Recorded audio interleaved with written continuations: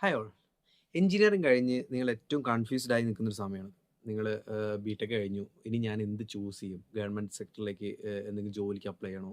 അല്ലെങ്കിൽ ഹയർ സ്റ്റഡീസിന് പോകണോ? എംടെക് എടുത്ത് മുമ്പോട്ട് പോകണോ? അല്ലെങ്കിൽ ഗേറ്റ് കോച്ചിങ് പോലെ എന്തെങ്കിലും മുമ്പോട്ട് പോകണോ? ഇനി അതല്ല മറുവശത്ത് നോക്കുകയാണെങ്കിൽ പ്രൈവറ്റ് സെക്ടറിലേക്ക് നിങ്ങൾക്ക് പ്രൈവറ്റ് ജോലി ആണോ നോക്കുന്നത്? അല്ലെങ്കിൽ അവിടെ ഒരു അപ്സ്കില്ലിംഗ് നേടിയ ഒരു നല്ല ഫ്യൂച്ചർ കരിയറിലേക്ക് ബിൽഡ് ചെയ്യാനാണോ നോക്കുന്നത്? അങ്ങനെ ഒരുപാട് കാര്യങ്ങളിൽ ഒരു കൺഫ്യൂഷൻ ആയി നിൽക്കുന്ന സ്റ്റേജ് ആയിരിക്കും. ഇത് നിങ്ങളുടെ മാത്രം പ്രശ്നമല്ല. എഞ്ചിനീയറിംഗ് കഴിഞ്ഞ് ഓരോ വർഷം പുറത്തിറങ്ങുന്ന എല്ലാവർക്കും ഉണ്ടാകുന്ന പ്രശ്നമാണ്. ഈവൻ ഒരു 10, 15, 11 വർഷം മുമ്പാണ് ഞാൻ പാസ് ഔട്ട് ആയത്. ആ സമയത്ത് എനിക്കും ഉണ്ടായിരുന്നു ഇങ്ങനെ ഒരു പ്രശ്നം. ചില ആളുകൾക്ക് ചിലപ്പോൾ ക്യാമ്പസ് പ്ലേസ്മെന്റ്സ് കാര്യങ്ങളൊക്കെ ആയിട്ട് കിട്ടിപ്പോയിട്ടുണ്ടാകും. അല്ലെങ്കിൽ ഓൾറെഡി പ്രീ പ്ലാൻഡ് ആയിട്ട് നമുക്ക് എന്താ പറയുക, ഗേറ്റ് എക്സാം ക്വാളിഫൈ ചെയ്ത് IIT-യിൽ എംടെക് ചെയ്യണം എന്നൊക്കെ ഡിസൈഡ് ചെയ്ത ആൾക്കാരുണ്ടാവും. അതല്ലാതെ ഒരു 85% ആളുകളും ഇപ്പം ഒരു കൺഫ്യൂസിങ് സ്റ്റേജിലായിരിക്കും. ശരിക്കും പറഞ്ഞാൽ നിങ്ങളുടെ കരിയർ പാത്ത് ബിൽഡ് ചെയ്യുന്നത് ഒരു ബേസിക് സമയം കൂടിയാണിത്. ഒരു 21, 22 വയസ്സിൽ നിങ്ങൾക്ക് ഒരു ബെറ്റർ ഓപ്പർച്യൂണിറ്റി കിട്ടിക്കഴിഞ്ഞാൽ ആ ജോലി ജോലിയിൽ കയറി കഴിഞ്ഞാൽ അതെങ്ങനെ ഒരു 5 വർഷം കൊണ്ട് നിങ്ങളുടെ കരിയറിൽ ചേഞ്ചസ് ഉണ്ടാക്കും. ഈ കാര്യങ്ങളെ ഡിപ്പെൻഡ് ചെയ്തിട്ടായിരിക്കും നിങ്ങളുടെ റിമൈനിങ് ലൈഫ് ഉണ്ടാവുക.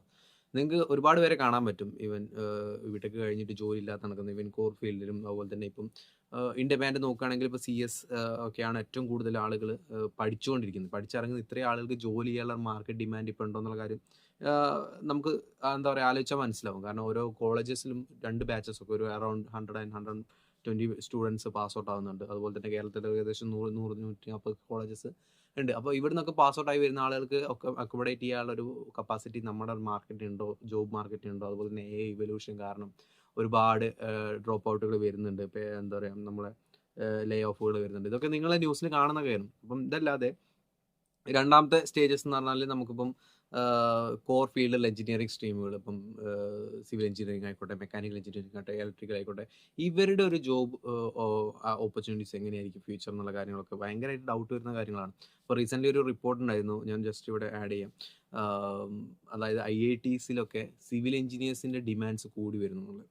അത് വേറെ ഒന്നും കൊണ്ടല്ല, നമ്മളിപ്പം ലേറ്റസ്റ്റ് റിപ്പോർട്ടും കാര്യങ്ങളൊക്കെ നോക്കുന്ന സമയത്ത് AI വലിയ രീതിയിൽ ഇൻഫ്ലുവൻസ് ചെയ്യാത്ത ഒരു ഫീൽഡ് എന്ന് പറഞ്ഞാൽ കൺസ്ട്രക്ഷൻ ഫീൽഡാണ്. അപ്പോൾ ആ ഒരു ജോലി ഇൻ ഫ്യൂച്ചറിൽ അത് നല്ല ഡെവലപ്പായി പോകാനും അതുപോലെ തന്നെ കൂടുതൽ ഓപ്പർച്യൂണിറ്റീസ് വരാനുള്ള ഒരു ട്രെൻഡ് കാണുന്നുണ്ട്. ഈവൻ ഇതൊരു സൈക്ലിക് ആണ്. ഐ മീൻ ഞാനിപ്പോൾ പറഞ്ഞ പോലെ ഞാൻ പഠിച്ച് തുടങ്ങുന്ന സമയത്ത്, ഐ മീൻ ബിടെക് തുടങ്ങുന്ന സമയത്ത് ഏകദേശം 2010, 11 സമയത്തൊക്കെ ആണെങ്കിൽ മെക്കാനിക്കൽ ആൻഡ് സിവിൽ എഞ്ചിനീയേഴ്സിന് ഭയങ്കര ഡിമാൻഡായിരുന്നു.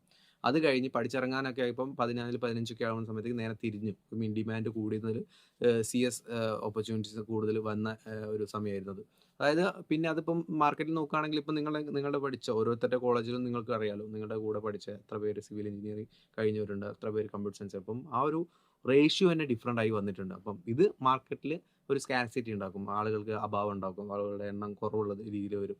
അതുപോലെ തന്നെ കൺസ്ട്രക്ഷൻ്റെ ബൂം നിങ്ങൾക്ക് അറിയാൻ പറ്റും. നമ്മുടെ വീടിനടുത്ത് എത്ര രീതിയിൽ കൺസ്ട്രക്ഷൻ വരുന്നുണ്ട്, അതുപോലെ തന്നെ നമ്മുടെ സിറ്റീസിൽ എങ്ങനെ വരുന്നുണ്ട്, കേരളം മൊത്തം നോക്കുകയാണെങ്കിൽ എത്ര വരുന്നുണ്ട്, അതുപോലെ പുറത്തോട്ട് പോവുകയാണെങ്കിൽ ഇന്ത്യയിൽ നോക്കുകയാണെങ്കിൽ വേൾഡ് നോക്കുകയാണെങ്കിൽ എല്ലാ സ്ഥലത്തും ഈ കൺസ്ട്രക്ഷൻ ബൂം നടന്നുകൊണ്ടിരിക്കുകയാണ്. അതുകൊണ്ട് തന്നെ ഒരു ഫിക്സഡ് ആയിട്ടുള്ള ജോബ് എന്നുള്ളൊരു ഏരിയ അവിടെ ഒരു കൺസ്ട്രക്ഷൻ ഇൻഡസ്ട്രിയിൽ അവിടെ ഉണ്ട്.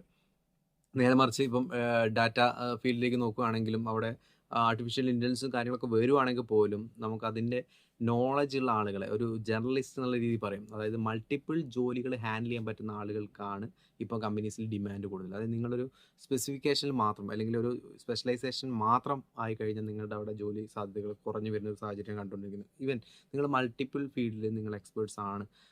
ഇപ്പം ഡാറ്റ ഫീൽഡിലാണെങ്കിലും അതുപോലെ തന്നെ സൈബർ സെക്യൂരിറ്റി ആണെങ്കിലും അതുപോലെ തന്നെ മൾട്ടിപ്പിൾ ഫീൽഡിൽ നിങ്ങൾക്ക് സ്പെഷ്യലൈസേഷൻ ഉണ്ടെങ്കിൽ നിങ്ങളുടെ ഓപ്പർച്യൂണിറ്റീസും കാര്യങ്ങളും കൂടും. കാരണം കമ്പനീസ് ഇപ്പോൾ ഹയർ ചെയ്തുകൊണ്ടിരിക്കുന്ന അങ്ങനത്തെ ആളുകളാണ്. കാരണം മൾട്ടിപ്പിൾ ആളുകൾക്ക് സാലറി കൊടുക്കുന്നതിന് പകരം ഇങ്ങനെ ഒരാളെ കൊടുത്ത് within help of AI tools ഒരുപാട് കാര്യങ്ങളിൽ ഇമ്പ്രൂവ്മെൻറ്റ് വരുത്താൻ പറ്റുന്നുണ്ട്. അപ്പം ഇങ്ങനെയുള്ളൊരു കാര്യങ്ങളാണ് ഇപ്പം മാർക്കറ്റിൽ നടന്നുകൊണ്ടിരിക്കുന്നത്.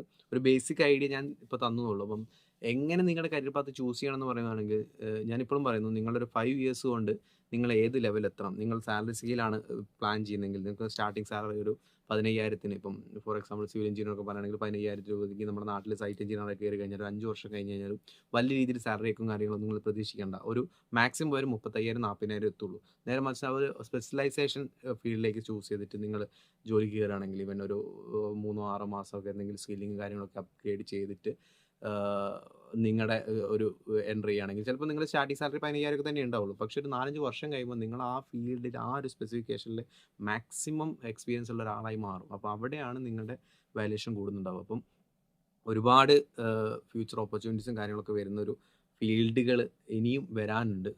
നമ്മളിപ്പോൾ ട്രെൻഡ് മാറുന്നതനുസരിച്ച് ഇപ്പം ആർട്ടിഫിഷ്യൽ ഇൻ്റലിജൻസ് CS-ൻ്റെ ഒരു ഡിമാൻഡ് മാറി. ഇനിയിപ്പോൾ നേരെ മറിച്ച് റോബോട്ടിക്സിലേക്ക് വരും, അതുപോലെ തന്നെ എംബഡഡിനകത്തേക്ക് വരും.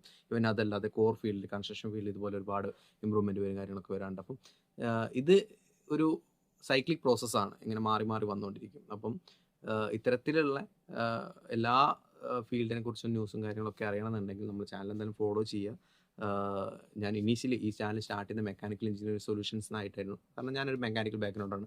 അതിനുശേഷം നമ്മൾ ഫീൽഡും കാര്യങ്ങളൊക്കെ മാറി ഒരുപാട് അതർ ഡിപ്പാർട്ട്മെൻറ്റിലെ കോഴ്സസും കാര്യങ്ങളൊക്കെ ചെയ്യുന്നൊരു ഫീൽഡിലാണ് ഞാൻ വർക്ക് ചെയ്യുന്നുണ്ട്. അതുകൊണ്ട് തന്നെ ഒരുപാട് ഡീറ്റെയിൽസും കാര്യങ്ങളും ഇതിനെപ്പറ്റി അറിയാം. അപ്പോൾ നിങ്ങൾക്ക് എന്തെങ്കിലും ആവശ്യമുണ്ടെങ്കിൽ, നിങ്ങൾക്ക് ഇതിനെക്കുറിച്ച് അറിയണമെന്നുണ്ടെങ്കിൽ, ഇവൻ നിങ്ങൾ ഏത് എഞ്ചിനീയറിംഗ് സ്ട്രീമാണോ ആ എഞ്ചിനീയറിംഗ് സ്ട്രീം ഒന്ന് കമൻറ്റ് ചെയ്യുക. അതുപോലെ തന്നെ അതിനുള്ള ഓപ്പർച്യൂണിറ്റീസ് എന്താണെന്നുണ്ടെങ്കിൽ അറിയിക്കണം. എനിക്കും നല്ല താല്പര്യമാണ്. അപ്പോൾ നിങ്ങൾ റിക്വസ്റ്റ് ചെയ്യുക, താഴെ ജസ്റ്റ് കമൻറ്റ് ചെയ്തിട്ടാൽ മതി. ഞാൻ അതിനനുസരിച്ചുള്ള വീഡിയോസും കാര്യങ്ങളായിട്ട് സിമ്പിളായിട്ട് തരും. ഓക്കെ, അപ്പം മറക്കണ്ട, ഫോളോ ചെയ്യാൻ നിങ്ങളുടെ ഫ്രണ്ട്സിന് ആർക്കെങ്കിലും ഷെയർ ചെയ്ത് കൊടുക്കുകയും ചെയ്യുക. All the best.